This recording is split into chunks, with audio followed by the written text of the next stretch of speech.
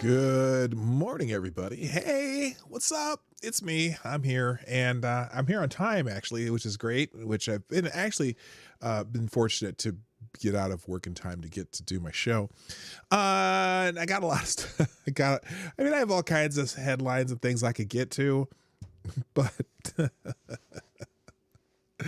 but when I saw this story yesterday of about Jeffrey Toomey playing with his Michael Avenatti doll, I just I I I couldn't help it. I just had to make some funnies, and so that's what the thumbnail's about, and we'll talk about that and a bunch of other news today. It's going to be fairly what's the word? Random. It'll be slightly random, but lots of stories, lots of things to talk about. But we're going to talk about Jeffrey Toobin's dick. Play the intro.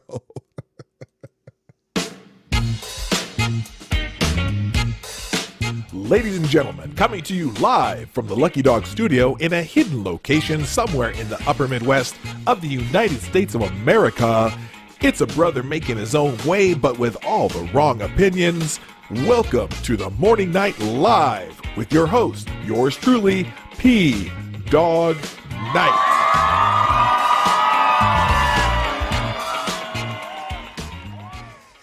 Hey everybody, welcome to the Morning Night Live. I'm your host Marty, also known as PDawgKnight on the internet, and welcome to the Dawg Knight Channel. It is Tuesday, the 20th of October, 2020. This is the 452nd episode of the Morning Night Live. I'm so happy that you're here. I see lots of people in the chat. In fact, I'm just going to start out by saying good morning to everybody because there's already 38 people here. That's awesome. The bell today goes to my friend Renee Mayette, who's here first. It says, simulate me so hard. Ooh, baby. Anyway, also good morning to my friend Richo, my friend from Down Under. Also, Black Hebrew Israelite. That's right. Is in the house. James PFP, Chi-Town J, Keenan Tyler F, Maddie, Gunfox 61, who actually had to go, just up and gotta go have a good show and a good day. Well, thank you, Gunfox. I know I replied to you in the chat here. Good morning to Selecta Boy. Yeah, boy. And good morning to I said Maddie already, but I'm gonna say hi again. Maddie, how you doing? Mike Savage, Blarg, Aaron Meredith, Scotty Dubs, Tarai Deos, how you doing? City Rochelle, D.I. Freighter Watcher. As I scroll, Patrice Ripley, nice to see you, my dear. I'm so glad you're here. I just always hope that you are doing well, my friend. Good morning, Atheist Icon, Katie Discate, Scribe Light, Dog Thrapple. Also, good morning, Stab and Joe Scarborough, keeping the knives sharp. Spambot 22. I think I already said Atheist Icon, but I'll say it again. Sometimes my short-term memory says, I'm not going to go there. Good morning, Cracker Bob, Green Badger Outdoors. Hey, nice to see you back. Don Keating, Gulf City Biker, and Trash Man. Good morning.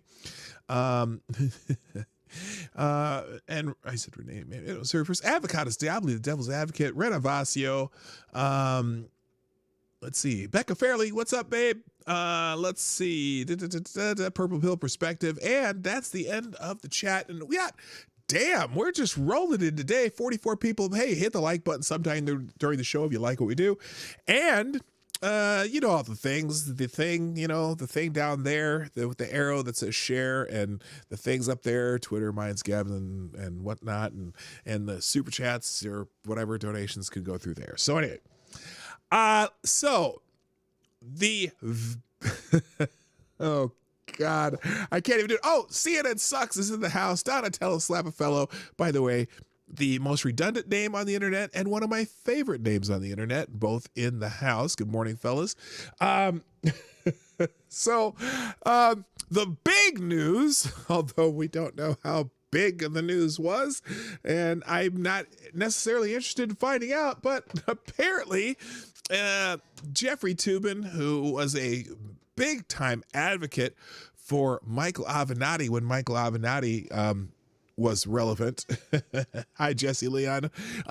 When Michael Avenatti was relevant, got caught playing with his little Michael Avenatti on a Zoom call, and it made all the news. Now, I'm thinking, and I saw someone say this on the internet. Good morning, Leon, some bitches. All right. Let me just say that there's a conspiracy theory out there. There is a conspiracy theory. Good morning, Cynical Lindsay. How you doing, my friend? And that conspiracy theory is that perhaps Jeffrey Toobin is just taking one for the team. Okay, now let me explain that, right? So all kinds of news coming out about someone with the same name as the former vice president, right? The son of the former vice president, all over the news. Whether or not it's good news or people trying to circle the wagons, his name is constantly in the news.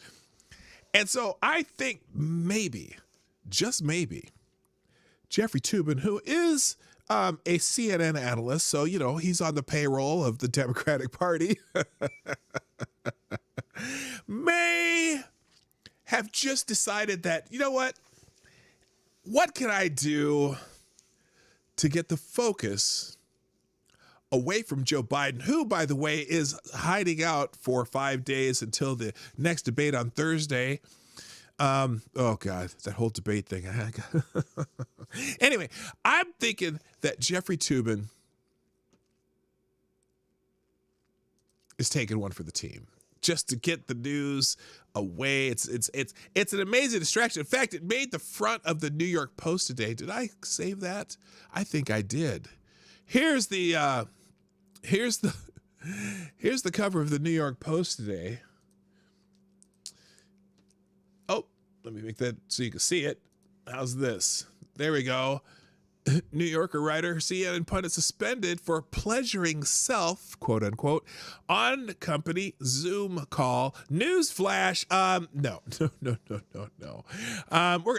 Look, I'm going to give you the lowdown on this. Well, not that lowdown. I can't. Yeah, I'm going to be full of double entendres today. Sorry, just have to do it because this is a funny story. So here's the problem.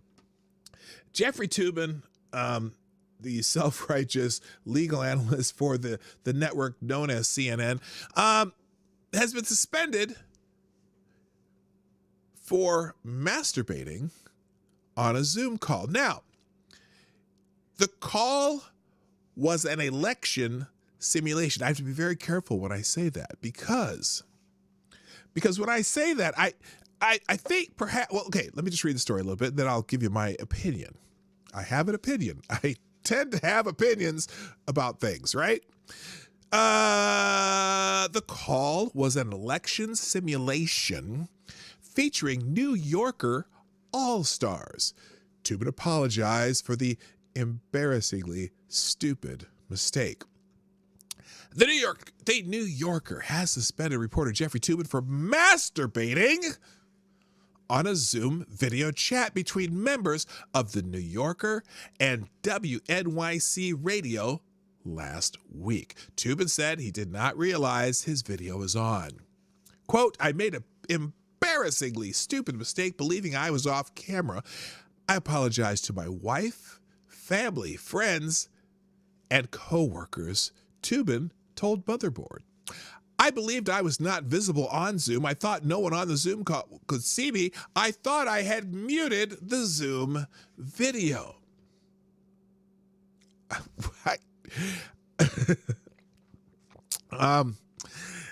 Now, I'm going to make you guys a promise. I have problems with my setup, and sometimes I forget to take the mute off my microphone, and I make mistakes. I promise you here and now, right now, this will never, ever be an issue on the Morning Night Live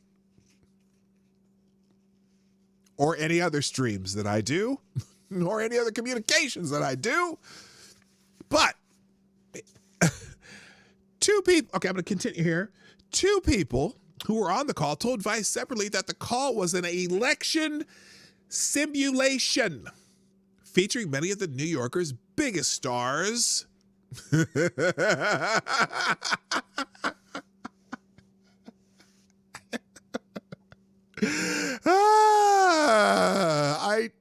Nope, I'm not gonna do it. Jane Mayer was playing establishment Republicans. Evan Osnos was Joe Biden. Jelani Cobb was establishment Democrats. Masha Gessen played Donald Trump. Andrew Marantz was the far right. Susan Halpern was left-wing Democrats. I'll get to that in a moment. Dexter Filkins was the military. And Jeffrey Toobin playing the courts. Now, here's the problem. If you follow me on Twitter, you already know what I'm about to say because I've already done this. I've already said it. I've made it clear what I think really happened here. See, when Jeffrey Toobin was called by the people at was it New Yorker, and they said we're going to have an election simulation, I think that Jeffrey Toobin heard we are going to have an erection stimulation. But I do have other questions that are not related to Jeffrey Toomer's little Avenatti. I'm just saying. Let me finish this article because it's, well, we'll talk about this article. Then I'm going to ask, I got a question because seriously, I have questions. There are questions. Yes, there are. There were also a handful of other producers on the call from The New Yorker and WNYC. Both people who spoke on the condition of anonymity in order to speak freely noted that it was unclear how much each person saw, but both said they saw Toobin jerking off. Yes, it says that right in the article. Hello, Thomas Cleaver. How you doing? The two sources described a juncture in the election simulation. I have to say it very carefully, or I'll say the other way. When there was a strategy session and the Democrats and Republicans went into their respective breakout rooms for about 10 minutes.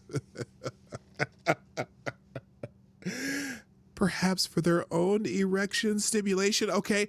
At this point, they said it seemed like Toobin was on a second video call. The sources said that when the groups returned from their breakout rooms, Toobin lowered the camera. The people on the call said they could see Toobin touching his little Avenatti. Toobin then left the call. Moments later, he called back in, seemingly unaware of what his colleagues had been able to see, and the simulation continued. Mr. Chalk, how you doing? Well, good to see you. Now, I have questions. Oh, wait. New Yorker spokesman Natalie Robb said Jeffrey Toobin has been suspended while we investigate the matter. Well, I think the matter has already been investigated, if you know what I mean. Let me get to this super chat. I see this here over here. Thank you to the one tubes for the $1.99 through YouTube super chat who says he misheard, thought it was an erection stimulation. Yes, that's what I tweeted that yesterday. Right after this. And in fact, there were a couple great minds who also found that interesting. Also, thank you. Oh my God, here we go. Thank you, Scotty Dubs, who says, wanking to your laptop is a total. I'll let it play here. Oh, I didn't pop this out so I could see this. Oh, I shouldn't say that. Not during the stream. I meant I pop out my my super chat box here. All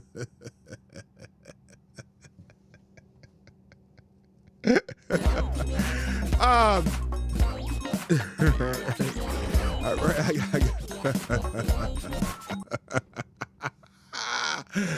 Oh my gosh, this is going to be a long day. You thought I was going to say something else. Thank you. Oh, good Lord. Oh, good Lord. Oh, we're just... All right, this is going to work in a second. Here, let me fix this so I can let me see what the hell you wrote. Okay, so thank you. First, it's Stab and Joe Scarborough. Scotty Dubs. Scotty Dubs. Thank you for the $5 through YouTube Super Chat. Who says, wanking to your laptop is a total boomer move. Yes, it is. And then Stab and Joe Scarborough, thank you for the $5 through YouTube Super Chat, who says, Jeffrey has a poll he wants everyone to see. That's spelled P-O-L-L, or it's going to be double entendre day. And then thank you to the one of tubes with another $9.99 who says, I commented prematurely. Oh, yes, you did. Oh my goodness. Okay, I see that. Thank you, Spam Bob. It's a short day for Tubin. So anyway, let me finish this up here. Let's see. Tubin's Condon Nast email has been disabled, and he has not tweeted since October 13th. Oh, really? I can't wait for his first tweet. In fact, I think I'm gonna follow him now because I'm waiting for that first tweet. So they suspended. Now, let me ask you something, though. Let me ask the serious question here. I'm looking at this lineup that they have. They said that it was an election simulation featuring many of New Yorkers' biggest stars.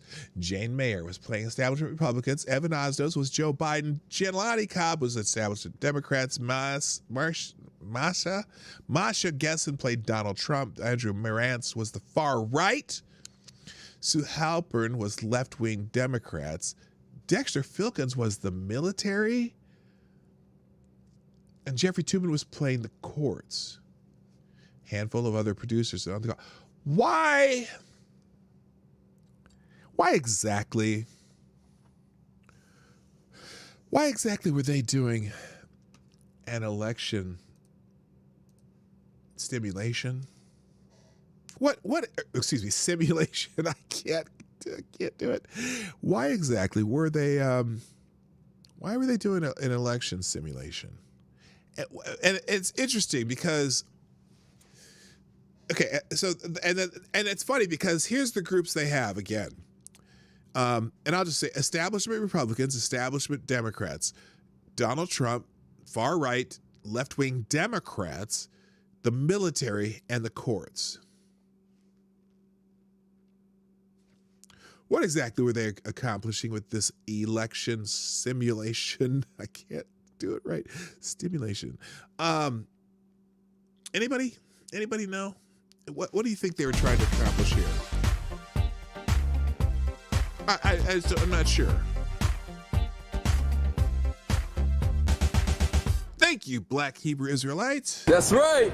With the $2 Streamlabs, and you are the new Streamlabs Superstar Donor of the Day. Thank you, Black Hebrew Israelite, who says, it was a simulation of how the Democrats will get fucked on Election Day. That's right. The question I have is, who is he jacking it to? That's right. That's my other question. Thank you for reminding me, Black Hebrew Israelite. Now, these are the New Yorkers' biggest stars, in theory. Who is he jacking it to? Which I don't know any of these people. Should we try to look some of these people up and see what they look like? Let's start with Jane. Let's start with Jane Mayer. Copy. And we'll put it into the old, what's this called? DuckDuckGo. Let's put Jane Mayer into this. And we'll do images. Okay. Is this Jane Mayer from... Is this her? That's probably her. Okay. So that's Jane Mayer. Okay. She's, it's okay for an older lady. I mean, I'm of that age and, I could see it. Okay. All right. That's Jane Mayer. Not, well, maybe. Oh, but you know what? Equal opportunity. Evan Ives knows. Copy. Let's see if Evan Ives knows. He might, you never know. This is, CNN types, and you never know. Okay, Evan Ives knows. Okay, he's interesting. He looks, you know who he looks like? He looks like the dude from The Office. He looks like Steve Carroll. And do you see it? Can you see that? Okay, that's Evan Osnos. Who else was on there? Who else was there? Jelani Cobb. Who is Jelani Cobb? I think there's a picture on the internet of the incident, or someone took a picture of their phone. I don't know why. Maybe because Jelani Cobb. Okay, maybe he's into black guys. Who knows? Let's check out who. Let's see. Check another one. Who's this? Masha Gessen, who played Donald Trump. Now, would they have is Masha a man or a woman? Let's find out. Masha Gessen. Okay, let's find pictures of Masha Gessen. Okay. Oh, I don't know. I have no idea. Masha is apparently, I don't know. Masha looks like Ruth Bader Ginsburg. Is that okay? Oh, I'm sorry. I don't have these on the screen, do I? Okay, let's. This is Masha Gessen. Let's go back to this is Jelani Cobb. Okay, that's Jelani Cobb. This is who did I have before? What was her name? What was her name? What was the first one's name? Jane Mayer. Jane Mayer. Here's Jane Mayer. Hang on here. All right, there's Jane Mayer. Okay. Like I said, she's all right. Or, someone my age. And I don't know. Tubin, you never know what Tubin's into. I'm not sure about that. Who was that? Masha Gessen. Dexter Filkins was the military. Oh, wait, Sue Halpern. Let's find out who Sue Halpern is. All right, copy. It's interesting because what they said in that article is that it seemed like Tubin was on another call. First of all, so you're coming back to this Zoom meeting, right? And in between, you're going to take the 10 minutes to play with your little Avenatti. I just don't get it, Jeffrey Tubin. I'm sorry.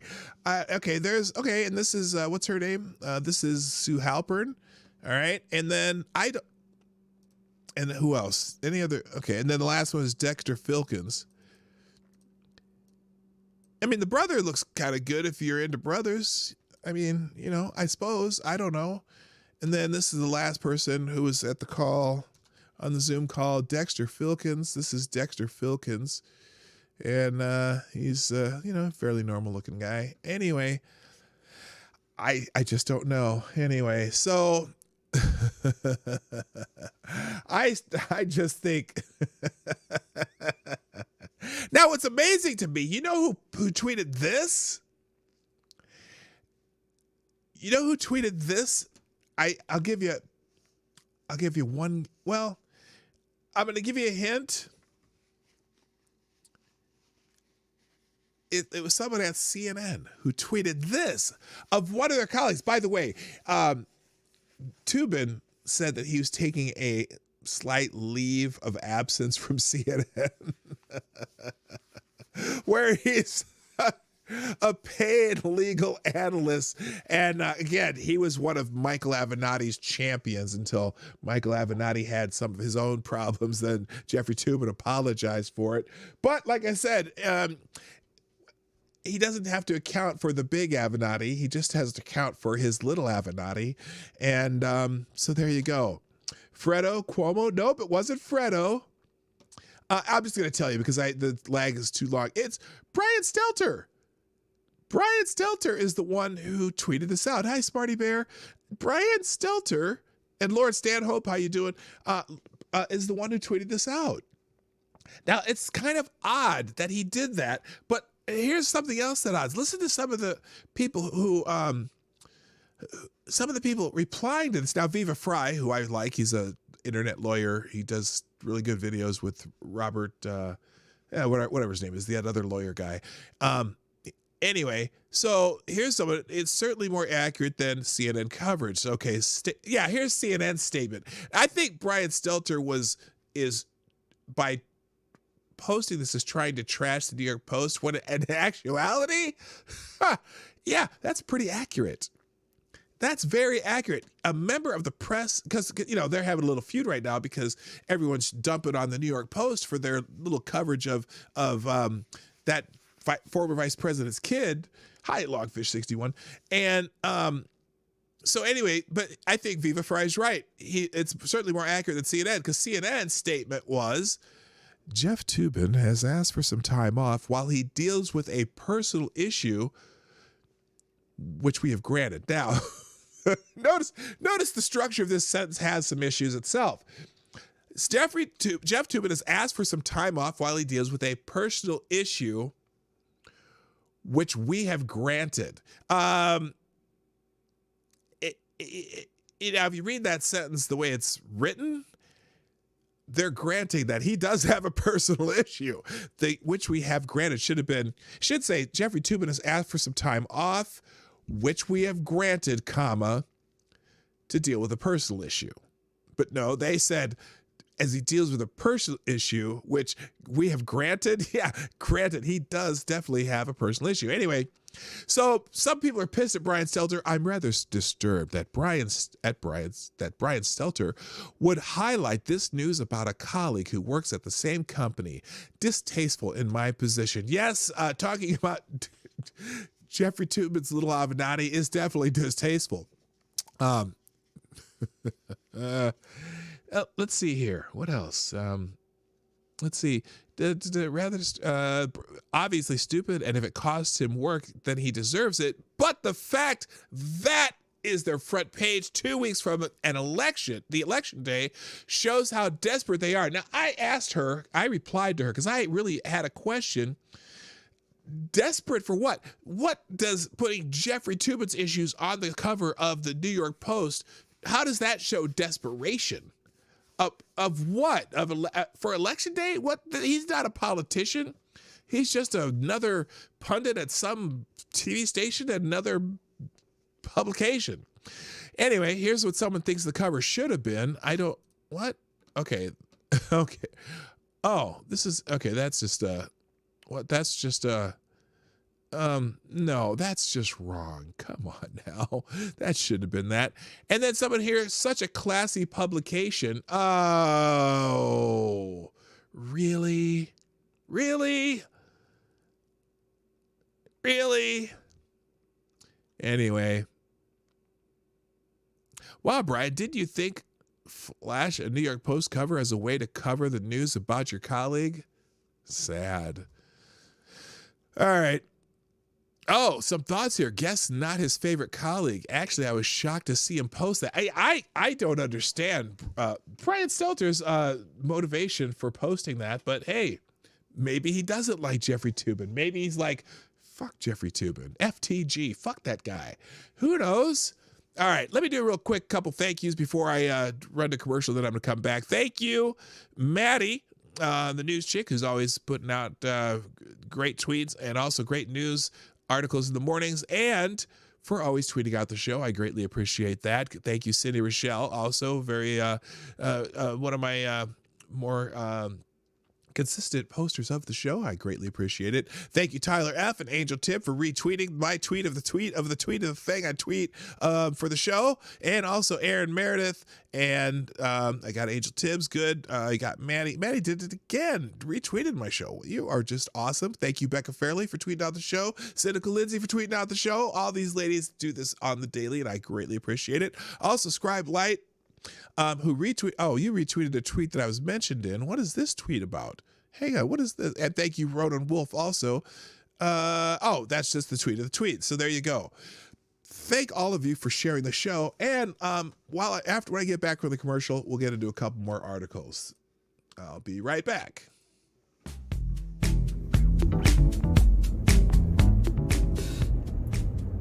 Hey everybody, it's me, Marty. Welcome to the Morning Night Live. I hope you're enjoying the show. The Morning Night Live is sponsored by you, the viewers of the Morning Night Live. Please, if you have a moment, take time to share this stream by hitting that little arrow down below or up here if you're on a mobile. And please hit the like button. I know you like it, you're still here and you're still watching. And finally, if you want to support the show, you can do that through your donations and super chats, which are in the description down below. You can do that at Streamlabs link or at PDawgKnight.live. That every little bit helps. And thank you for watching. Now back to the show. All right, everyone grab your cup. I do have my cup of reparations coffee, by the way, and it is time for the, I will just call this the Scott Adams simultaneous sip. Grab your coffee, beer, crack pipe, whatever you got to pick up, and we'll just do this all at the same time. And that is good. I love my coffee. All right, let's just go through. I got a bunch of random posts. A couple, damn it, still can't skip the ad. Wait, which ad? My ad? My ad is not skippable, but I figured out that when I set up these shows, they keep changing the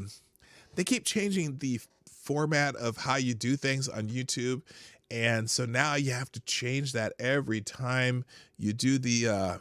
You have to change the thing where you can put skippable ads, non-skippable ads, and whatnot. And so I finally figured out how to do that on YouTube. But the ad that I put in, that's my ad. I that's part of the show. All right, let's keep going here. I got all right. Let's talk about the former vice president and his kid again. Just an interesting article here in the Federalist. The Biden corruption scandal is not about Hunter Biden. It's about Joe.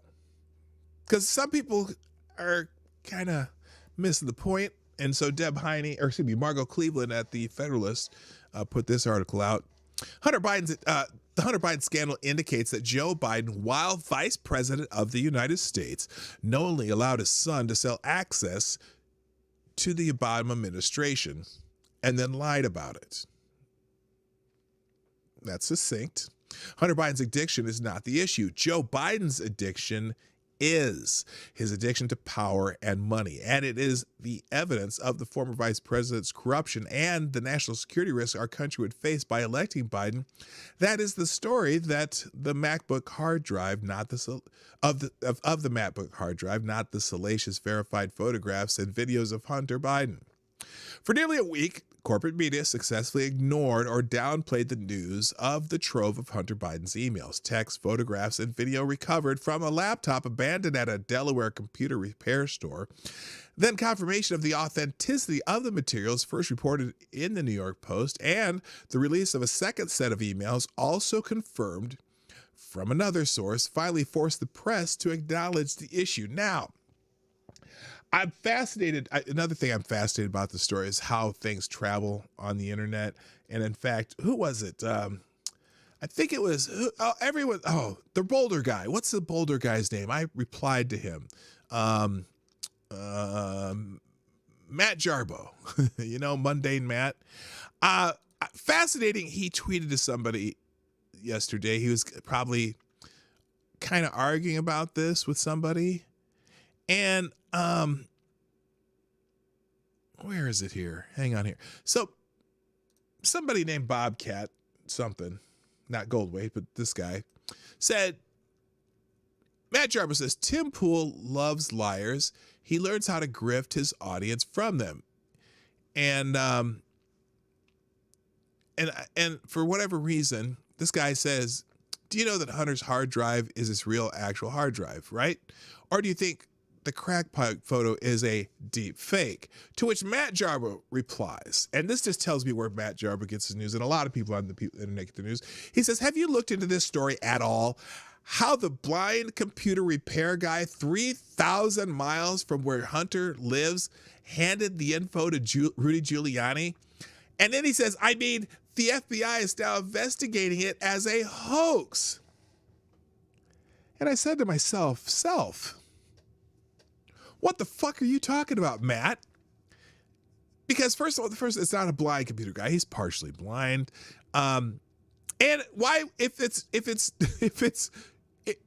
look, the computer was in Delaware is because Hunter Biden lived in Delaware when he brought the computer to the computer shop. Hunter Biden just moved to California after he got married, I think last year. And the computer was left, 6 months earlier than that? So Matt Jarvis, even that part Matt has wrong. And then and the fact that the Hunter Biden's lawyer requested to have the laptops back, there was more than one, probably tells you that, yeah, the guy who said he had the laptops in the repair shop probably had the fucking laptops in the repair shop, right? I don't know where Matt Jarbo's been reading about this from, but certainly not even the big sources out there are disputing that anymore. Anyway,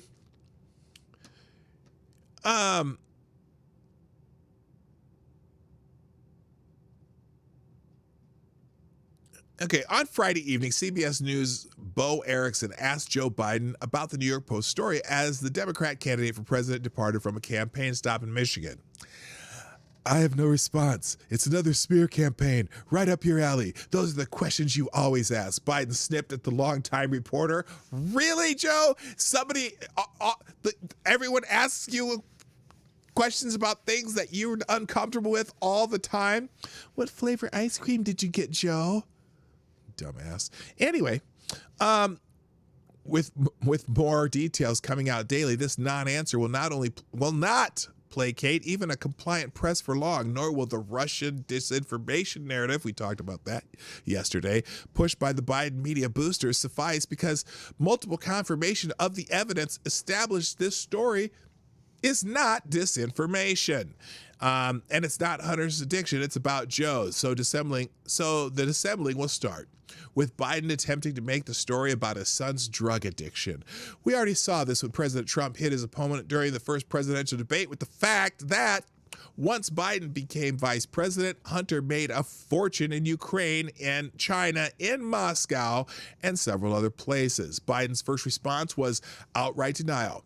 That is not true, but that won't work with the constantly accumulating evidence from the hard drive and the other independent emails. So Biden's second attack will likely be his campaign's official response once they regroup over the weekend, or during this little pause they're taking. You know, they put a lid on the campaign for 5 days before the debate. They're going radio silent 2 weeks before an election. 2 weeks, 3 weeks, whatever.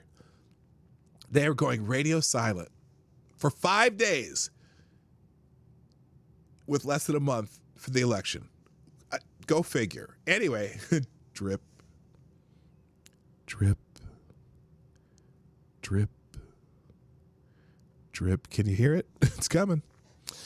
So Biden's second attack will likely be his campaign's official response once they regroup over the weekend. My son, like a lot of people at home, had a drug problem. He's overtaking it. He's fixed it. He's worked on it. And I'm proud of him. I'm proud of my son. Biden punched back during the first presidential debate.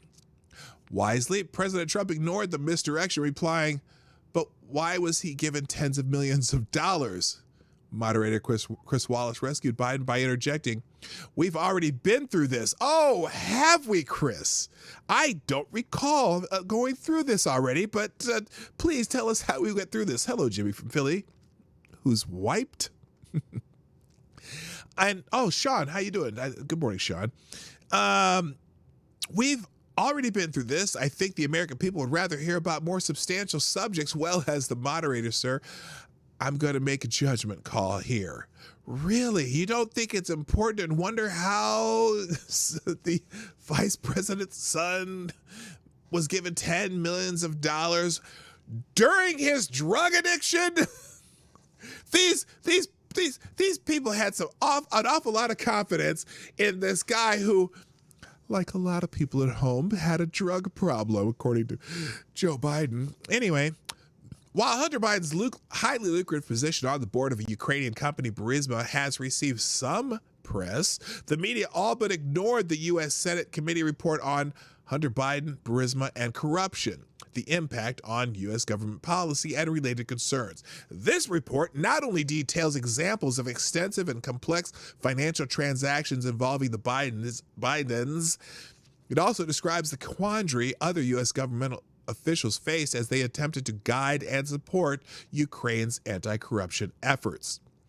The report's key finding, including concerns raised by officials in Vice President Joe Biden's office about the perception of a conflict of interest with respect to Hunter Biden's role on Burisma's board, and a senior State Department official warning to Vice President Biden or his staff that, quote, that Hunter Biden's position on the Burisma board enabled Russian disinformation efforts and risked undermining U.S. policy in Ukraine, end quote.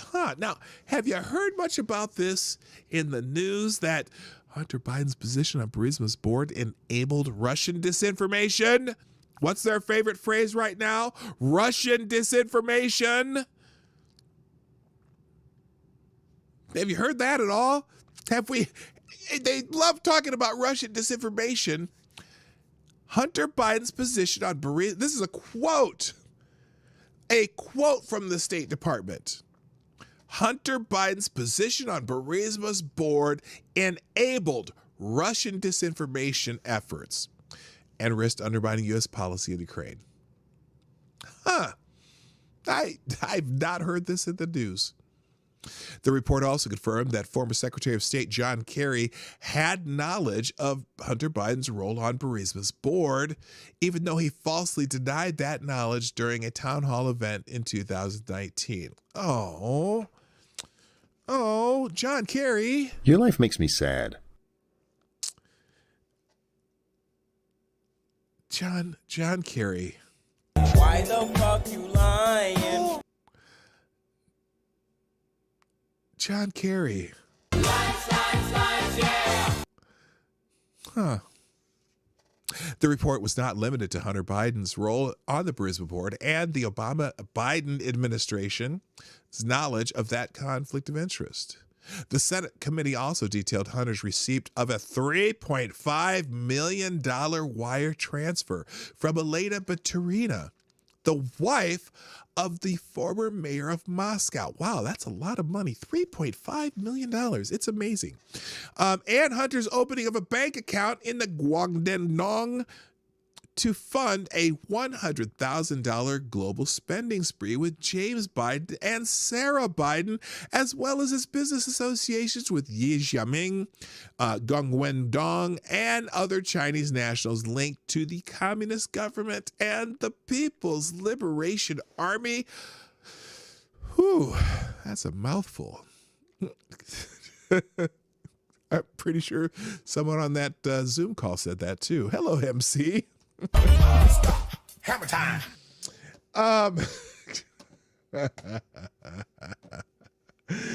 Scotty Dub says John Kerry is the dirtiest person in Washington. Well, his stepson was over there in Burisma, not Burisma, but in Ukraine had some dirty deeds done dirt cheap in Ukraine too. So, yeah, John Kerry. What about him? All right. Then on Saturday, we learned from a letter sent by Senator Ron Johnson, the chair of the Senate Homeland Security and Governmental Affairs Committee, to FBI Director Christopher Wray, that the report triggered a whistleblower to contact Johnson's committee and informed his staff that he had possession of a laptop left in his business by Hunter Biden. Clearly the same source as behind the New York Post story. The letter continued. He also informed us that he provided its contents to the Federal Bureau of Investigation in response to a December 9, 2019 grand jury subpoena. The FBI refused to confirm any or deny any information sought by the committee, including questions unrelated to ongoing grand jury investigations. Johnson stressed the importance of the FBI responding to the committee inquiry. I have a responsibility to validate and verify the contents of any information produced to my committee. The committee must know if it receives information that could be fraudulent or not accurate. Why? Why has the FBI been sitting on this? this laptop thing. They had the laptop. Anyway, for example, Johnson's letter continued. If any information offered to the committee was linked to a foreign adversary's attempt to interfere in the election, I would expect the FBI to ensure the committee is protected and receives a defensive briefing. Additionally, Johnson noted, knowingly providing false information to Congress is a crime. Johnson then listed a litany of questions concerning the laptop and the FBI's efforts to verify the authenticity of the materials, asking for an answer by October 22nd, 2020. That's in just 2 days. Interesting.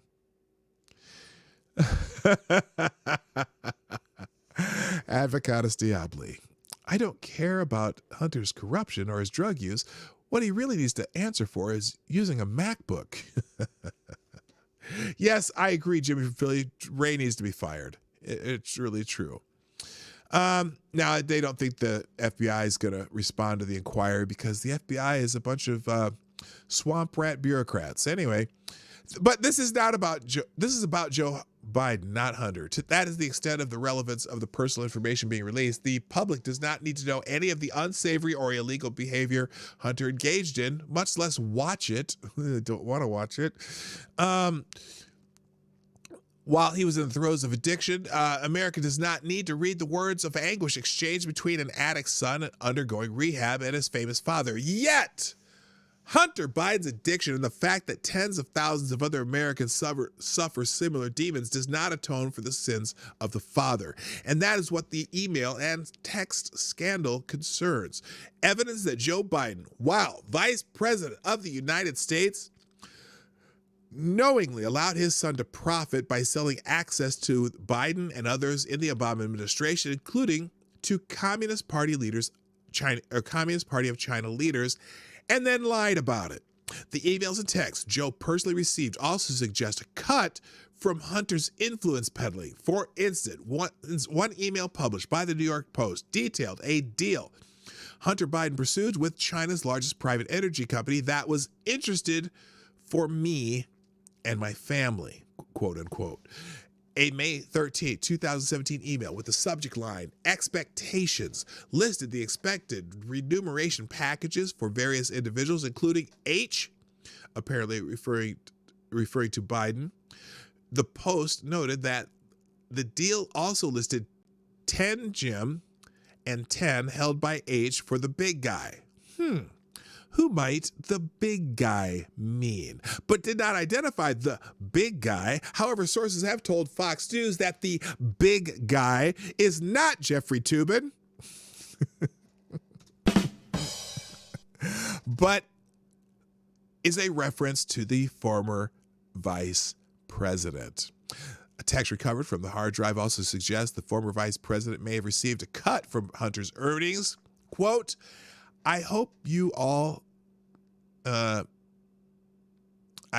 all, this is supposed to be can do what I did and pay for everything for this entire family for 30 years. A screenshot of the text from January 2019 to Hunter's daughter read, quote, it's really hard, but don't worry. Unlike Pop, I won't make you give me half your salary. Oh, damn. And this compromising material is also a national security risk. Evidence of this scandal is too strong to ignore or allow Joe Biden, the Democratic Party, or corporate media to cast aside as unseemingly attack on a recovering drug addict, and not merely because of the corruption at issue. Every country, every foreign politician or political faction, and every corrupt oligarch or business that paid for access has the emails, notes, receipts, itineraries, fund transfers, and maybe even photographs or recordings, and that makes Joe Biden a national security risk. Remember what they were accusing Trump of with all the Russia nonsense? Sounds familiar, don't it? Except in this case, there's actually evidence. And that makes Joe Biden a national security risk. Remember when it was acting Attorney General Sally Yates concerned that then National Security Advisor Michael Flynn was a national security risk that sent her to the White House to get him fired? The Russians would know, she maintained, that Flynn had misrepresented to the Vice President Mike Pence his conversations with the Russian ambassador, and that would leave Flynn compromised. Of course, that theory was preposterous. That even disgraced the former FBI James Comey called it a stretch. But there is a world of difference between a conversation among a transition team member and a foreign ambassador, and a conversation between individuals with foreign interests and the former vice president bought and paid for with cash funneled through his son. A compromise of that kind holds serious national security issues, which is why our country needs a full vetting of this evidence. If the emails and text are fake, we need to know that, but all indications to date are that they are real and spectacularly damning, and that has nothing to do with Hunter Biden's addiction and everything to do with Joe Biden's unfitness for office. And that's from Margot Cleveland, a senior contributor to The Federalist. Anyway, so yeah, I would like to know. Would you like to know? I certainly would. Would you like to know? Yeah, you'd like to know. How about you? Would you like to know? I would like to know. Good morning, Uncle Bad Touch, also known as, I still say that's Joe Biden spying on my show. Uncle Bad Touch. I can't. Oh, wait. Maybe he's related to Jeffrey Toobin. Anyway. Now, of course, the usual suspects are playing their usual stupid games. Clapper and Brennan both say Hunter Biden emails are Russian disinformation, whether they're genuine or not. Now there's whether genuine or not, they're Russian disinformation. Wait a minute. Wait one damn minute. If they're genuine, then they're not disinformation. I kind of think that way anyway. Thank you, Black Hebrew Israelite, who... You are the new Streamlabs Superstar Donor of the Day. Even though it says ex-Bubba Hotep, I know it's actually Black Hebrew Israelite because, you know, me resetting the stream labels is just unheard of. So the tally is at $4. Thank you, Black Hebrew Israelite, who says, oh no. Okay, Black Hebrew Israelite says, Jeffrey Toobin didn't kill himself. That's right. You know, it's funny. What's with these Jeffreys? You got Jeffrey Dahmer.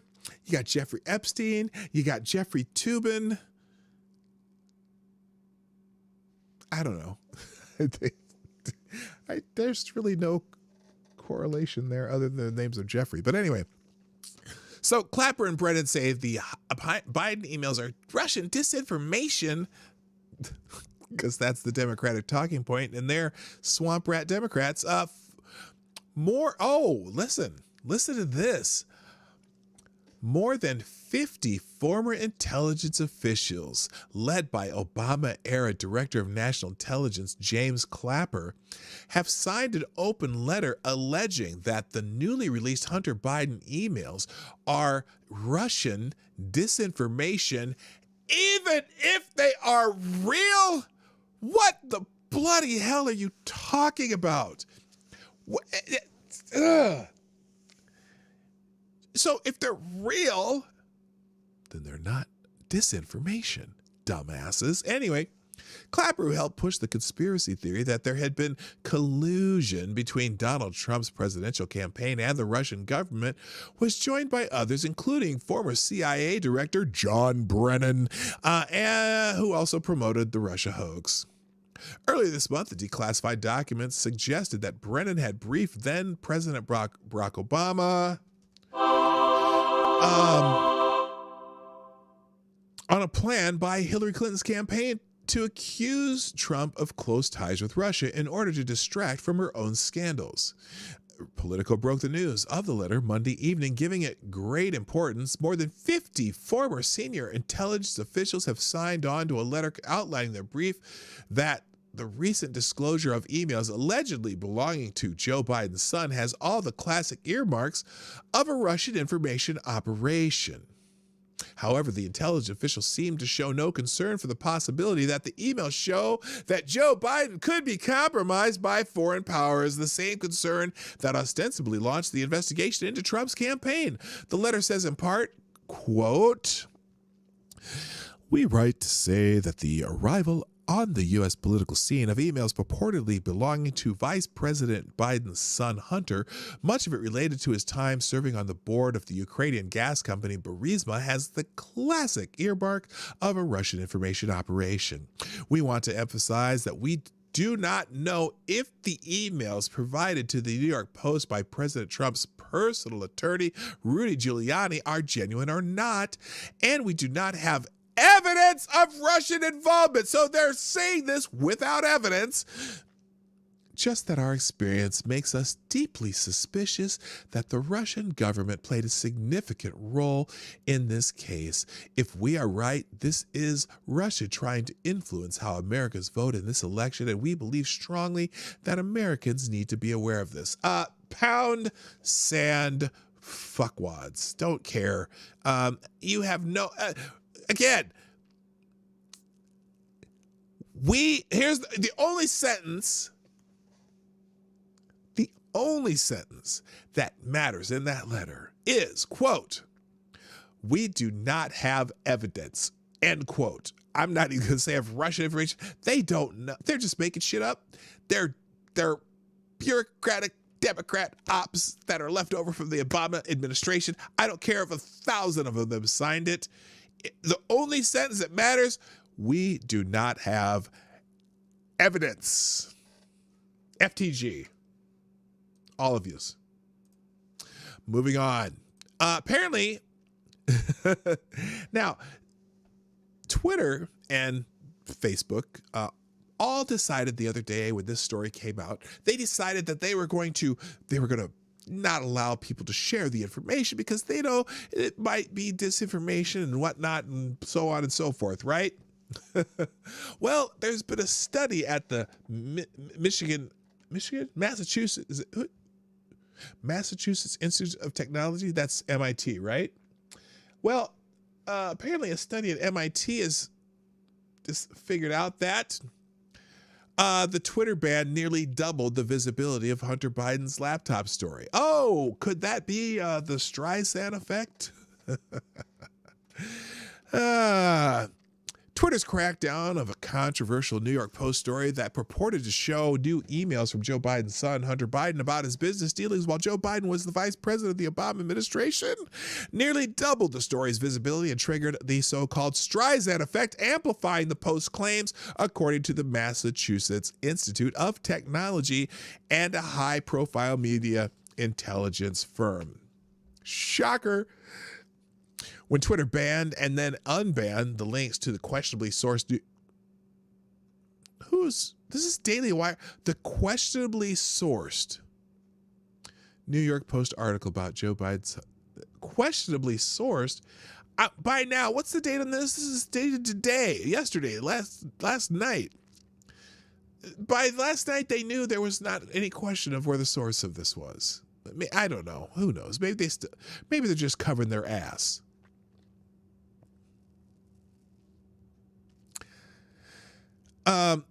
When Twitter banned and then unbanned links to the questionably sourced. I see. So Twitter and Facebook banned it. Okay. New York Post article about Joe Biden's son, Hunter. It stated intention was to prevent people from spreading harmful, false materials as America heads into the final stretch of the election campaign, MIT's Technology Review reported Monday. But thanks to the cycle of misinformation. This is okay. Now I get it. This is the MIT people saying this. Okay, this is the MIT people saying this. Okay, I got it now. But thanks to the cycle of misinformation and claims from conservatives that social media platforms are deliberately censoring their views, Twitter managed to do the opposite of what it intended. Wait a minute. Claims of conservatives. Claims? There's plenty of documentation that it happened there, Mr. MIT's technology review. In fact, Twitter's efforts triggered a massive spike in interest in the story. According to Signal Labs, the media intelligence firm, shares of the Post article nearly doubled after Twitter started suppressing it, MIT noted. The incident was a real-time example of what Signal's lab calls the Streisand effect, a social phenomenon that occurs when an attempt to hide, remove, or censor information has the unintended consequences of further publicizing that information, often via the internet. So, okay. I'm not going to read the rest of this. I don't think I need to. I got a poll, though, that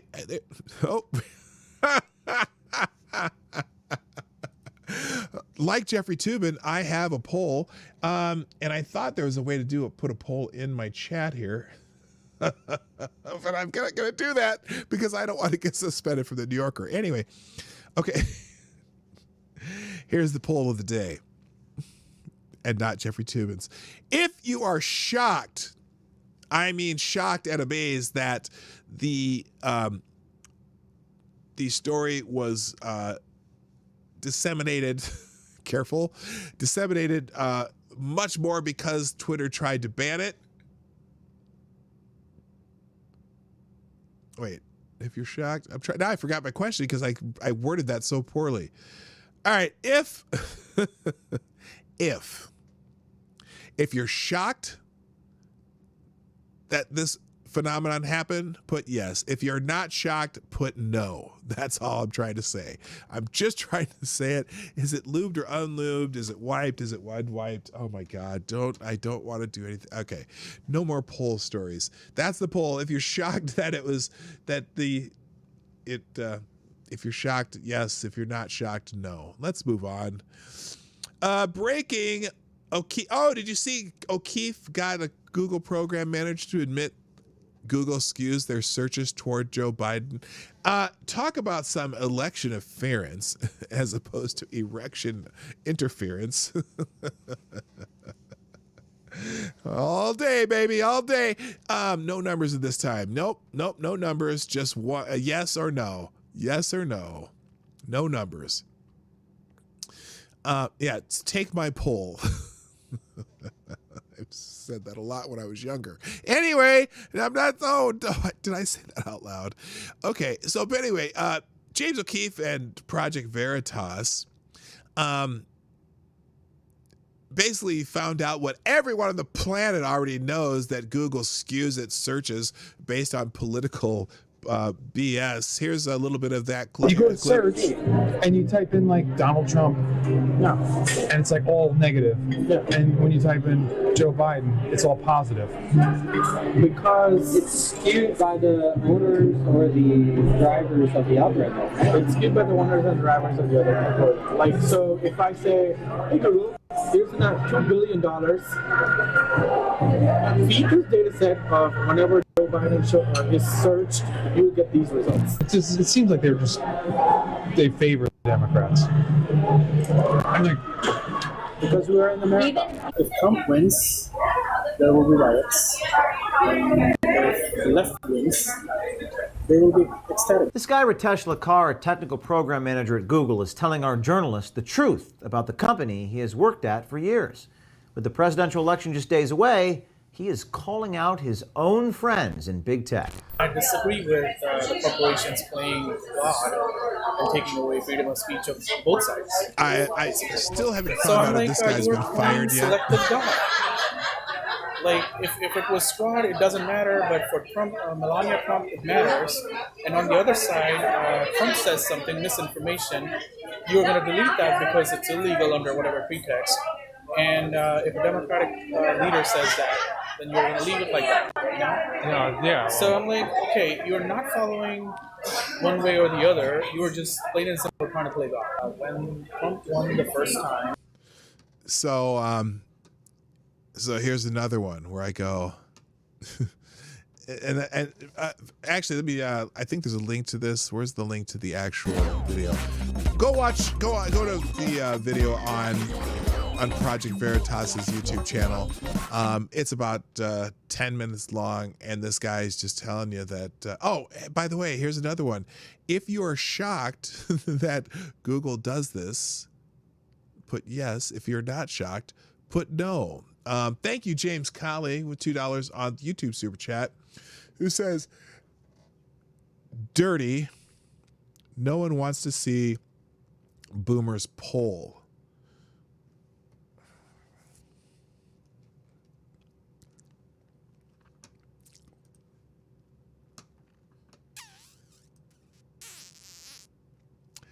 Okay.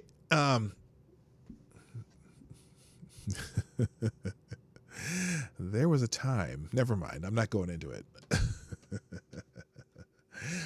You've never met Lady Boomer. Okay, let's move on.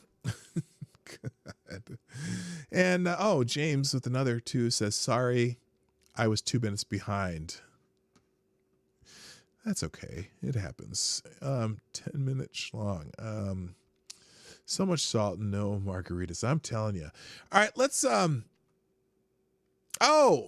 so apparently, and I said it was going to be kind of random today. Apparently, Lindsey Graham was accosted. That's James Colley. Thank you again for the other $2 on YouTube Super Chat. Leave Bay Lady Boomer out of this. Hey, anyway, let's just move on before I get in trouble. I won't be intimidated. Lindsey Graham was ambushed by 2 women as he arrived in D.C. I think they have video here.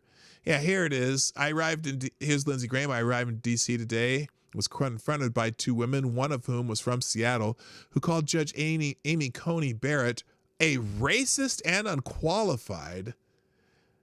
They keep using that word, but I don't think that means what they think it means. Hi, John Smith. Say hi to Elizabeth. Good morning. Anyway, I do not think it means what they think it means. Anyway, here it is.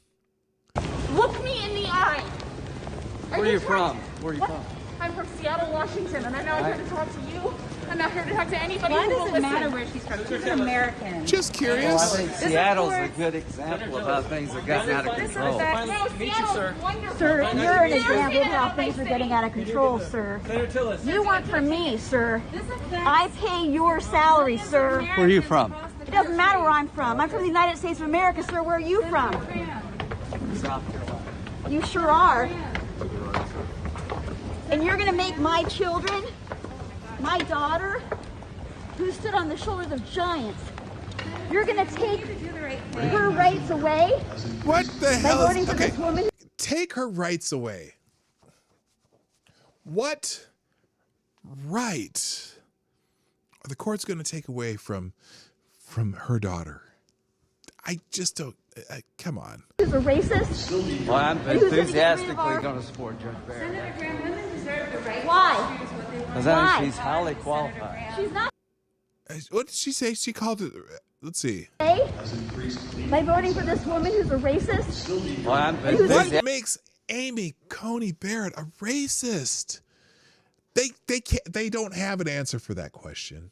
They absolutely do not have an answer for that question. The only thing is because she's been nominated and she's conservative. Doesn't make her racist. She's the worst racist in the world. Anyway, moving on. Also, there's I was going to do this one yesterday. So leftists ratchet up attack on Trump supporters. Deranged leftists in Kansas began dropping anonymous warnings that the left intends violent reprisals on Trump supporters when Trump wins. This is from Ace Spades, my favorite blog. There's all kinds of violence. In fact, here's an article from American Greatness. I'm not going to read it, but just many examples of attacks on Trump supporters. Which I'll put here, but it's in the chat. But I'll just do the shortened version here. More and more violence, and the FBI says nothing because Antifa is just an idea. Whoops, what happened there? It's just an idea. You'll hear Gabrielle here in a second. And the FBI believes in that idea. In just the past few days, a pro-Trump black man in San Francisco had his teeth bashed in by white left-wing agitators at a free speech rally. A pro-Trump young woman was attacked by two deranged females at the Women's March in Washington, D.C. A pro-Trump Kansas man was severely beaten and almost run over. And a pro-Trump 73-year-old Vietnam veteran in Massachusetts was viciously knocked to the ground because he was holding a Trump sign. Matt Schlapp posted a picture of leaflet. Now, this is the one that bothers me, and this is probably why you don't see as many Trump signs out there. There's the bell that I was having trouble with. So Matt Schlapp said these flyers are being left in Kansas City neighborhoods. This on top of our former Kansas National Committeeman getting run over in his yard due to his Trump sign. Please pray that America will reject this violence and hate. So this is being dropped off at houses around Kansas City. And if you can't read that, it says, quote, "Dear neighbor, you have been identified by our group as being a Trump supporter. Your address has been added into our database as a target for when we attack should Trump not concede the election. We recommend that you check your home insurance policy and make that they didn't make this sense very well. Make that it is current and that it has adequate coverage for fire damage. You have been given fair warning. Always remember that it was you that started this civil war. Be prepared to face the severe consequences of your preemptive actions against democracy."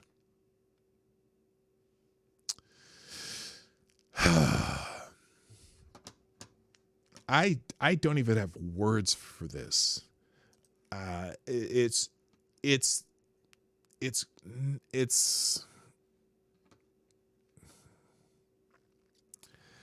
makes me want to buy guns. I'm not a gun guy, and I'm not against guns at all. I think they're great. I used to shoot guns all the time, and I'm a pretty good shot. But I don't know, man.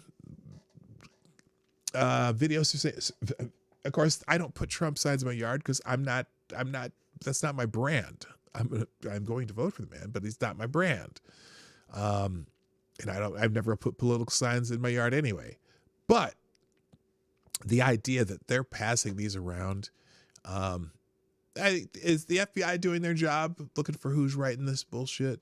And I would say get yourself some security cameras and some weapons. I'm just saying. Anyway. And so this violent attacks spike as the election gets near.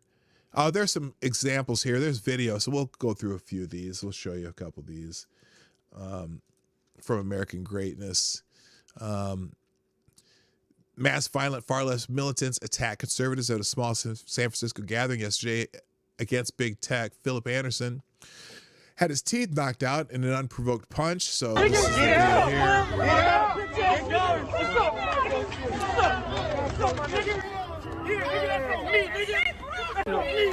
Throwing out some N bombs. Get going. Get going. Back up, nigga. Get going. Get going. Get going. Get going. Get going. So, such nice young fellows. Now, that was just the black man there who got punched in the mouth and got his teeth knocked out. He is the guy who organized just a free speech rally in which they were just going down there to protest the fact that Twitter, which is based in San Francisco, was censoring conservatives on the internet for telling a true story about a certain former vice president's son. And that was not cool. Here's the moment when that Trump supporter Philip Anderson was sucker punched by someone in black clothing and a mask, presumably Antifa. You can see the tooth flying. San Francisco PD investigating. Those tattoos are distinctive. Anderson was organizing a free speech rally today to protest Twitter ban. So there's the thing there. Thank you, Black Hebrew Israelite, with the $2 on a Streamlabs. And you still You are the new Streamlabs Superstar Donor of the Day. I'm sorry, I didn't read this correctly. Let me read this correctly this time. Thank you for the $2, Black Hebrew Israelite. That's right. Let's take this bitch's rights away to kill their babies and vote for Marxists. That's right. Repeal the 19th. That's right. And then maybe they'll find a real man to submit to. That's right. Thank you, Black Hebrew Israelite, for being a wonderful participant on today's show and still the Superstar Donor of the Day. Streamlabs, excuse me, just the Streamlabs one. Okay.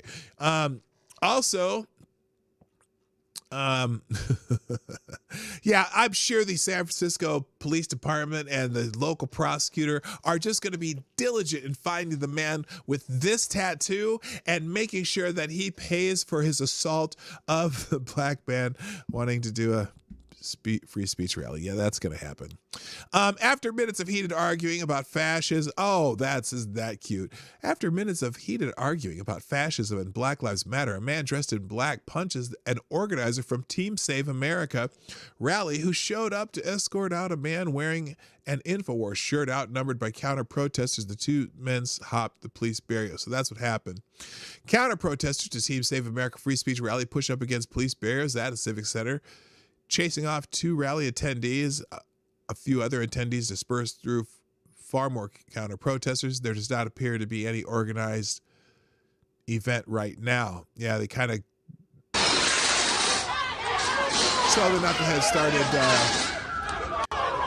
started fighting with the fences, and the two guys got the hell out of Dodge. So thankfully, and then here's his tooth. He's got two teeth popped out of there. Not looking good there. Also, apparently, at the Women's March, this woman got beat up at the Women's March. You know, it's funny. You know, I keep hearing from the FBI and from some of these politicians that, you know, the greatest threats of domestic terrorism in America are white supremacists and, you know, people like the Proud Boys, who really, I don't know, they're not white supremacists, but they keep calling them that. And I was thinking about this as I was working this morning. You know, when I think of terrorism, okay, terrorism has, in fact, let's get the official definition of terrorism, TERRORISM definition. There we go. Terrorist definition. The use of violence or threat of violence, especially against civilians, in the pursuit of political gains. Resort to terrorizing methods as a mean of coercion or the state of fear and submission produced by the prevalence of such methods. Act of terrorizing or state of being terrorized, the mode of government by terror or intimidation. And I've been thinking to myself, you know, these protests that have been going on ever since the George Floyd incident, when poor Mr. Floyd died underneath an officer while his lungs were 2.5 times their normal weight because of an overdose of fentanyl, which means he was drowning to death and would have died that day anyway. But I do think the officer lack of situational awareness should cause him some charge, but I digress. Has anybody that you can think of over the last several months since the passing of George Floyd engaged in acts of terrorism? I've been thinking about that, because the use of violence or threat of violence, especially against civilians in the pursuit of political goals, that sounds almost exactly like what's happening by these Antifa assholes. And even in some cases, not necessarily the Black Lives Matter protest part of the protest, but the other part of the protest where they're out there screaming at people and intimidating them. Because it says right here, use of violence or the threat of violence. That's terrorism. That is the definition of terrorism. And that's what they're using. They're threatening violence, burn down your house. What that little note that was on that what was that I read? This, did I close that window? I did close that window. Threatening the people in Kansas. You're a Trump supporter. You are a known Trump supporter. We've written down your address in our database, and you better get better insurance, especially fire coverage. That is the textbook definition of terrorism. And you'd think the FBI would notice that. You'd think they would notice it. And yet they keep talking about white supremacists. Where are these white supremacists? Seriously. Now, we had the 60 or so, maybe 100 dickheads that carried a bunch of tiki torches in Charlotte, like I don't know what the hell they were, the alt-right LARPers that were in Charlottesville. But, even in that case, the people who started the violence in Charlottesville weren't the dickhead tiki torture guys, tiki torches guys. It was all the people out there that wanted to beat their ass that started the violence, and then the violence escalated, and then the one guy from all the assholes that were out there fighting between the tiki torch assholes and the Antifa assholes who just wanted to get in a fight, one guy does something really stupid, drives his car into some people, kills somebody, and he's in jail now, deservedly so. But that you say that is the proof that the white supremacists all, someone was telling me today that the biggest chapter of the Ku Klux Klan that's left in the United States, in the entire United States, the biggest group of Ku Klux Klan is like between 150 and 200 people in a country of 330 million. If you got 330 million people in a country, yeah, you might have 0.1% of assholes still, but I'm not worried about those assholes. I'm really not. I live in a city where if you have a Trump sign, your house is likely to get vandalized. Or if you live in Kansas, wherever those signs were, those stupid ass, whatever those leaflets they put out at people's houses, I'm not worried about the white supremacists there. I'm worried about the assholes who'll come burn your house down just because you have a different political view, or someone's going to punch you in the mouth just because you said, I think maybe it's uncool that Twitter is suppressing someone's free speech. Someone's going to come and knock your teeth out for that. That is terrorism.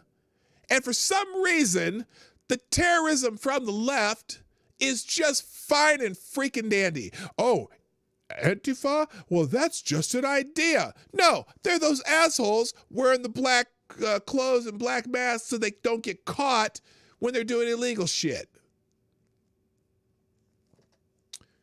FTG on a Tuesday. Those leaflets may have been a prank, though. Yeah, I doubt it. And what great prank if it is. Amy, your birthday's tomorrow? Oh, cool. We'll have to remember that. I'll remember that. Jesus Christ. Clearly, when Antifa, BLM protests kick off, it's their white supremacist. Well, you know what? And frankly, I'm sorry. If you're the one out there, if you're one of the people, the group of people out there complaining about white supremacists, you kind of believe that there are white supremacists, like that there's, you know what I mean? I'm not sure if you get what I'm saying there. I don't spend a lot of time on white supremacy because I don't necessarily think they're all that supreme to me. I think I have every capability and equal opportunity that I have, and no one's supreme to me. And I'm not white, so I don't care. Even if they think they are, because I know they're probably not. Most of the leftover actual white supremacists are not all that bright anyway. Richard Spencer's a wordsmith, but he's really dumb as a rock when you really listen to what he's saying. He just says it in a very pretty way, but he doesn't really say anything. It's just... He says, anyway, whatever. FTG. Let's move on. I got a couple more before we have to get out of here. This is one I wanted to hear. This is an interesting article because it's a pretty instructive on how Twitter is kind of a mecca for disseminating disinformation. I must have to refresh this. Give me a second. So this is kind of a case study in how disinformation gets disseminated on Twitter. Okay. Good old-fashioned homegrown political disinformation. Julie Gamick is a former Des Moines Register columnist who came across what she believed was an email from Audubon County Farm Bureau pulling away from a Joni Ernst endorsement. Joni Ernst is the Republican senator, one of the Republican senators from the state of Iowa. She wrote a tweet declaring, quote, "Well, this seems newsworthy." Rachel Irwin, the communications director for Chuck Schumer's Political Action Committee, retweeted it, declaring, quote, "The Iowa Farm Bureau is pulling its endorsement of Joni Ernst, telling its members not to vote for her." Now, that's a little bit different, but she is Chuck Schumer's, the director of Chuck Schumer's Political Action Committee. Now, nationally known political figures, such as Jeff Greenfield, Matt Iglesias, and David Axelrod retweeted and commented upon the breaking news. That was not actually true. Greenfield deleted his tweet and apologized. The Iowa Farm Bureau says they never sent out any email along those lines. Quote, "Recently, a faked email has been circulating through social media that Senator Ernst is no longer has the support of Iowa Farm Bureau or our members. The email is fake, and any news reports that speak to its validity are false. Iowa farmers know Senator Joni Ernst understands agriculture and works tirelessly to increase the economic opportunities for Iowa farmers in rural America, and that is why the Iowa Farm Bureau was proud to designate her as a friend of agriculture. She continues to have our full support." Now, Greenfield and Axelrod and the rest believed that Senate Majority PAC wouldn't get the news as significant as that. Wrong. Senate Majority PAC either didn't know or didn't care whatever Gamick saw. She was misinterpreting. Twitter values the instantaneous reaction, and this is how information that is false can get halfway around the Twitter sphere before the truth can finish tying its shoelaces.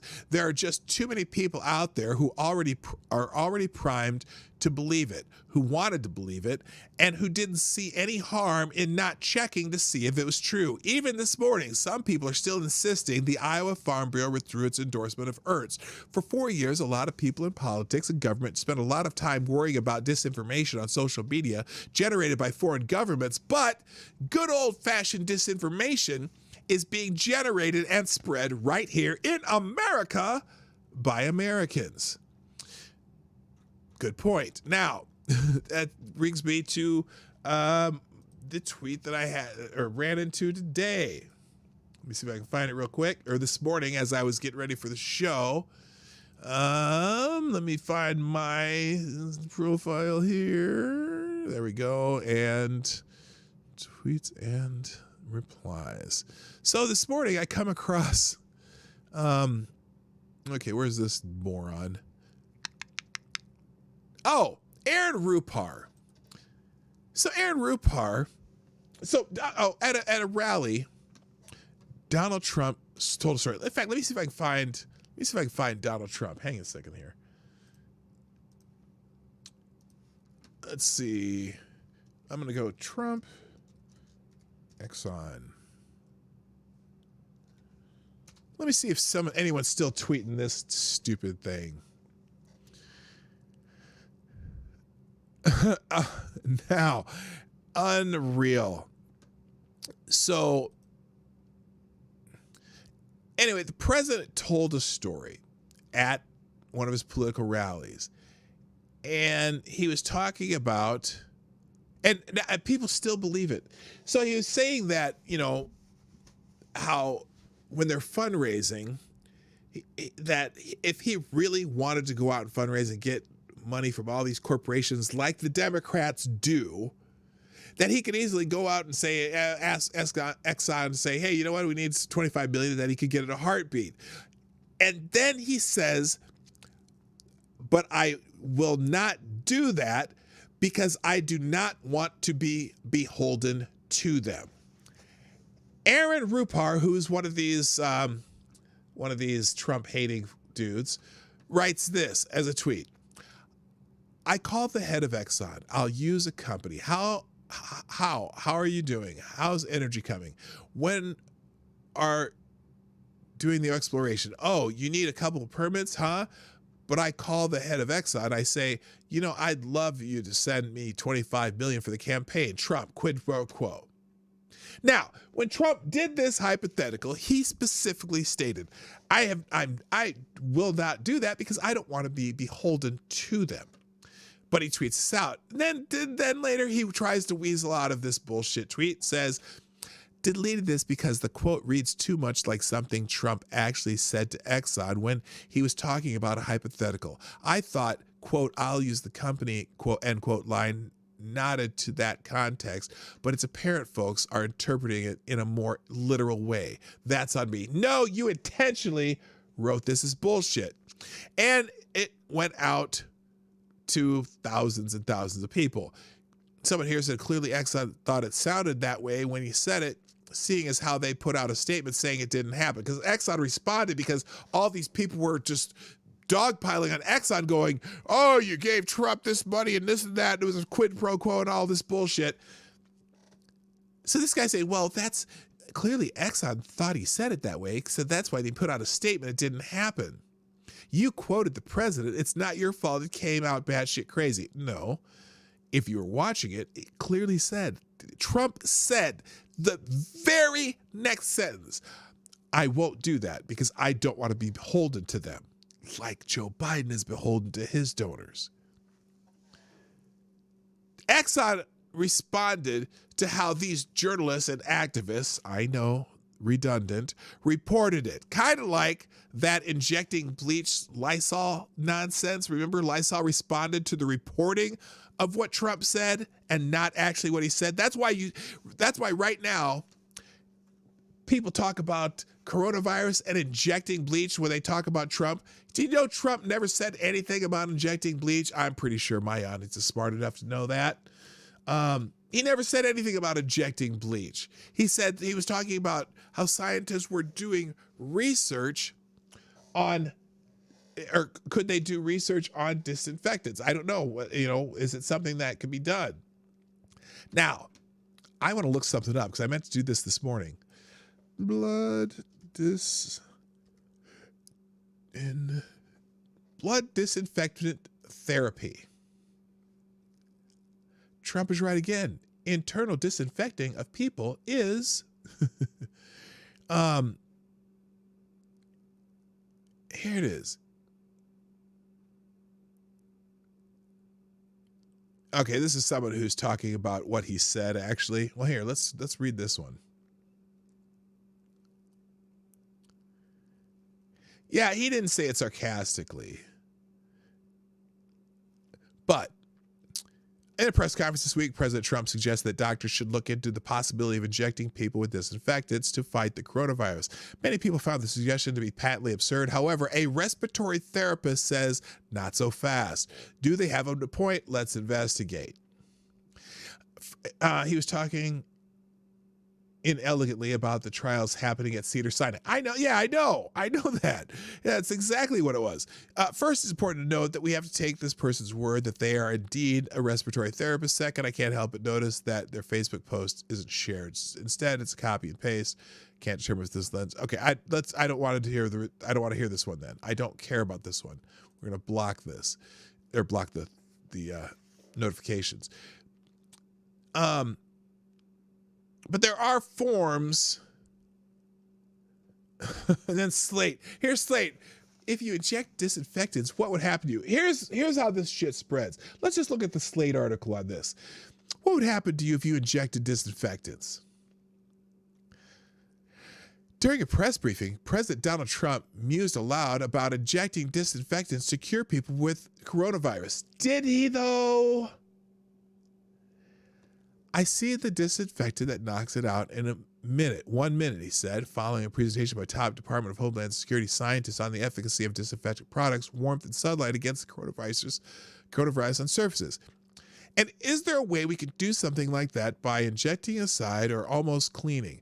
Because you see it gets inside the lungs and it does a tremendous number on the lungs. So it would be interesting to check that. Now, in that sense, do you hear him telling people to inject themselves with any product whatsoever? Did he say, go inject yourself with bleach? No. Then he's talking about some research, right? The comments received massive pushback. Do you know why they received massive pushback? Because he didn't tell that. And is there some way to do something like that by injection inside or almost a cleaning? Because you see it gets inside the lungs and it does tremendous number on the lungs. So it would be interesting to check that. Does he tell anybody to go do anything with any kind of product? Did he even say what kind of disinfectant? Because remember when Lysol replied to this? Do you know why that happened? Because about 5 or 6 questions later, one of the reporters in that press conference said something about, are you talking about injecting yourself with bleach? And Trump said, no. They're just doing some research or whatever. I don't remember the answer exactly to the question. And then somebody tweeted something about injecting Lysol. And so the company Lysol then responded that you should not inject yourself with bleach or whatever, with Lysol. Or do not inject yourself with our product. Trump never said that. Now, let me ask you something. Anybody here ever heard of chemotherapy?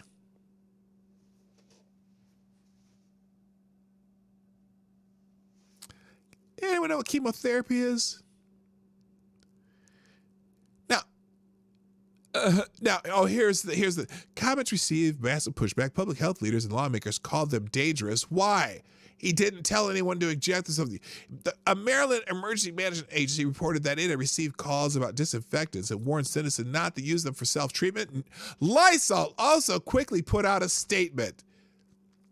As a global leader in health and hygiene products, we must be clear that under no circumstances should our disinfectant products be administered into the human body through ingestion, or any other route. Facing this backlash, Trump later said he was speaking sarcastically in order to bait the media. No, he wasn't. He was just asking questions that had nothing to do with Lysol or bleach or anything, but that's how the whole bleach, inject yourself with bleach myth started. Because somebody tweeted, because Lysol tweeted, because some reporter took his words, changed them, and everyone started asking questions. But chemotherapy, have you heard of that? Does a number on you, but it is a way to remove cancer, right? Right?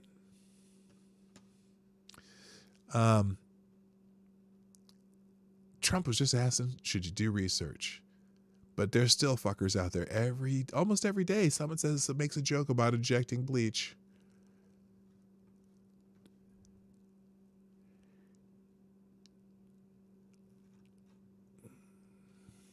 Let's see. Which one's this? Oh, that's the National Review article. Oh, I'm out of time. Hey. Let's see, real quick. We'll skip that. All right, that's it for today, guys. Hey, before you do anything, do not click away. Do not pass go. Do not collect $200. Do me a favor before you go. We got 63 people in the house and 49 likes. Let's get that up to at least 60 today. Just if you haven't hit the like button already, the thumbs up right down there. Or down there, or wherever it is, somewhere down there. Hit the like button if you like what we do. Dog, you know what you can do. And thank you so much for being here today at the Morning Night Live. I'm here Monday through Friday, 10 o'clock Eastern, 9 o'clock Central, 1500 GMT for my friends around the world and other places that don't use American time zones. Please hit the like button. Share the stream out. The share arrow is down there somewhere. Share this out on your favorite social media, or you can follow me on Twitter. Mine's Gab Parlor. I'm very active on Twitter, but the other ones also I use for notifications. And if you haven't joined our Discord, I didn't put it in the chat today. You'll see the Discord link in the chat over the next few days. That's the only way that I'm going to promote the Discord link. And I would ask that rather than promoting the Discord link, bring people to the show, let them find the link themselves. I don't want to disseminate it any other way but through our chat. So, and in fact, if any of you happen to have that handy, go ahead and put it in the chat before we go. Thank you for being here. Oh, Gamer of Lean, I didn't see you come in the room. Hey, Larry, Lord Stanhope, Longfish 61, Chrome. Sorry, Angry Illinoisan, Kessler, all of you who I came in later. Thanks for dropping in. Hope you get to see the rest of the show early. You can watch the replay if you want to see the rest of the show. I do have to go though, people. Thank you. My name is PDawgKnight, and I'm out of here. Bye-bye. Hey, this is PDawgKnight, and thank you for watching today on the PDawgKnight channel. If you have an observation or remark you'd like to make about this video or my channel, I absolutely welcome you to write it in the comments section down below. I really look forward to hearing from you. And before you go, if you like what you saw but you're not already subscribed, please make sure you hit the subscribe button and definitely click that bell that pops up afterwards so you'll be notified when I post new videos or when we go live. I broadcast my live show, The Morning Night Live, Monday through Friday at 10 a.m. Eastern, 9 o'clock Central. A special thank you to all the supporters of this channel who share our videos on social media and who make donations through Streamlabs, YouTube, Venmo, and Cashapp, which are all linked in the description down below. Thanks again, and until next time, I'm PDawgKnight, and I'm out of here.